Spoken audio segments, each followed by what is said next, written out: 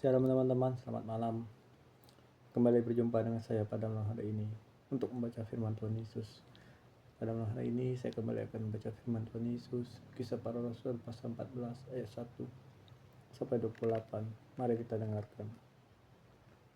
Perikop ke Iconium, Listra dan Derbe. Orang-orang Yahudi menghasut perempuan-perempuan terkemuka yang takut akan Allah dan pemusat-pemusat di kota itu. Dan mereka menimbulkan penganiayaan atas Paulus dan Barnabas dan mengusir mereka dari daerah itu. Akan tetapi Paulus dan Barnabas mengebaskan debu bagi mereka sebagai peringatan bagi orang itu, lalu pergi ke Iconium. Dan murid-murid di Antioquia penuh dengan sukacita dan Roh Kudus. Di Iconium pun kedua rasul itu masuk ke rumah ibadah orang Yahudi, lalu mengajar sedemikian rupa sehingga sejumlah besar orang Yahudi dan orang Yunani menjadi percaya. Tetapi orang-orang Yahudi yang menolak pemberitaan mereka memanaskan hati orang-orang yang tidak mengenal Allah dan buat mereka gusar terhadap saudara itu. Paulus dan Barnabas tinggal beberapa waktu lamanya di situ. Mereka mengajar dengan berani karena mereka percaya kepada Tuhan, dan Tuhan menguatkan berita tentang kasih karunia-Nya dengan mengaruniakan kepada mereka kuasa untuk mengadakan tanda dan mujizat. Tapi orang banyak di kota itu terbelah menjadi dua. Ada yang memihak kepada orang Yahudi, ada pula yang memihak kepada kedua rasul itu. Maka mulailah orang-orang tidak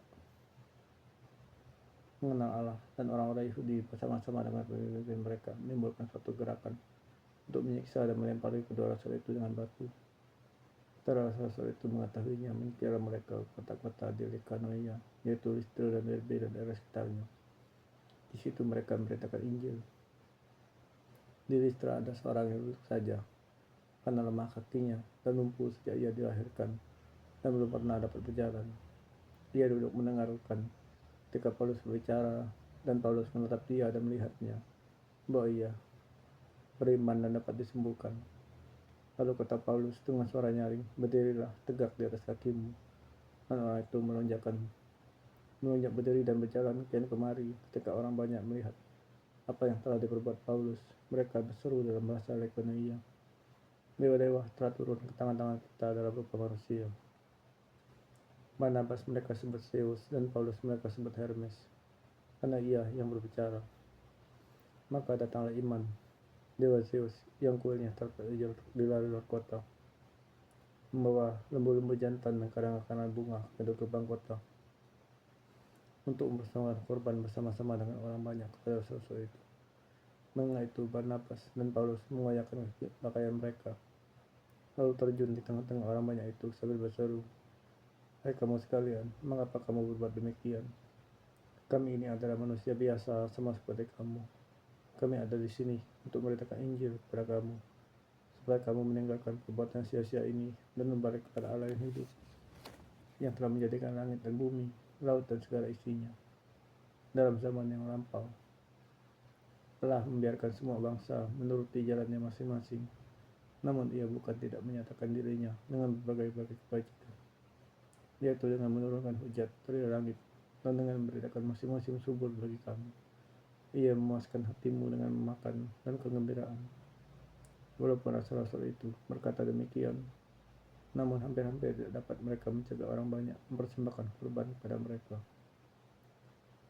Tetapi datanglah orang-orang Yahudi dari Antioquia dan Iconium, dan mereka membujuk orang banyak itu memihak mereka. Lalu mereka lempari Paulus dengan batu dan menyeretnya keluar kota, karena mereka menyangka bahwa ia telah mati. Akan tetapi ketika murid-murid itu berdiri mengenai dia, bangkitlah ia lalu masuk ke dalam kota di keesokan harinya. Berangkatlah ia bersama-sama dengan Barnabas ke Derbe. Perikop kembali ke Antioquia. Paulus dan Barnabas memberitakan Injil di kota itu dan memperoleh banyak murid. Lalu kembalilah mereka ke Listra, Iconium, dan Antioquia. Di tempat itu mereka menguatkan hati murid-murid itu dan menasihati mereka supaya mereka bertekun dalam iman, dan mengatakan bahwa untuk masuk ke dalam kerajaan Allah kita harus mengalami banyak sengsara. Di tiap-tiap jemaat rasul itu menetapkan penatua-penatua bagi jemaat itu. Nah, setelah berdoa dan berpuasa, mereka menyerahkan penatua-penatua itu kepada Tuhan, yang adalah sumber kepercayaan mereka. mereka menjelajah seluruh Pisidia dan tiba di Pamfilia. Di situ mereka memberitakan firman di Perga, lalu pergi ke Atalia di pantai. Dari situ berlayarlah mereka ke Antioquia. Di tempat itu mereka dahulu diserahkan kepada kasih karunia Allah untuk memulai pekerjaan yang telah mereka selesaikan. Setibanya di situ mereka memanggil jemaat berkumpul, lalu mereka menceritakan segala sesuatu yang Allah lakukan dengan perantara mereka. Dan bahwa ia telah membuka pintu bagi bangsa-bangsa lain pada iman. Di situ mereka tinggal bersama-sama dengan murid-muridnya. Terima kasih Tuhan, demi firman-Mu.